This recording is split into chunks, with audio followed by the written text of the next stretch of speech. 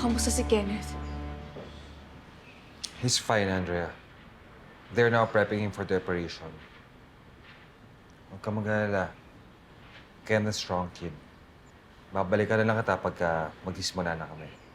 Okay? Sige po, Dok. Relax.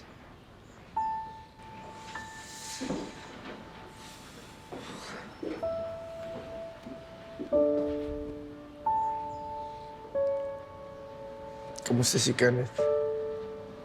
Pinaprepare na nila yung operation. Kaya-kaya ni Kenneth yan. He's in good hands.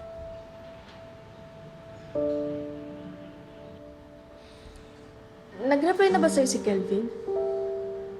Hindi nag-reply sa amin si Hana eh. Di pa nga eh. Kaya pa siya hindi nagpapakamdam. Ang sabi niya, magbabakasyon siya pero hindi siya nag-update. Tsaka alam na ngayon yung operasyon ni Kenneth eh. Hindi ko alam eh. Hindi kaya nagtana na yung dalawa.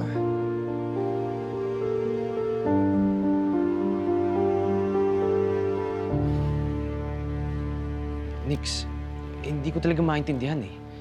Alam ko naman na nagpapanggap ka lang na kakampi ni Trina.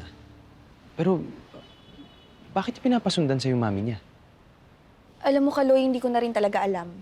Pero di ba parang mas okay nga yun? Meaning, nagtututan na rin siya. Sila-sila, naglolokohan. Sa bagay, kung ikakabuti ni Ma'am Via, Nix, divide and conquer. Diba? Elizabeth! Ano siya? How are you, Elizabeth?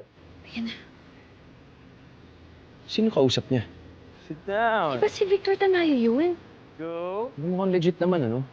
Parang usapang negosyo eh. Parang hindi na business yung pinag-uusapan niya.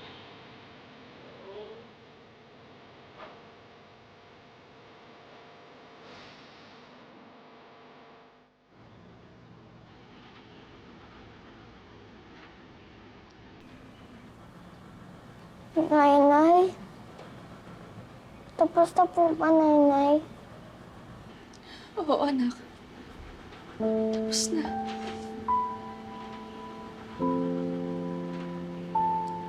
Sobrang tapang mo nga daw, sabi ni Doc Ronnie.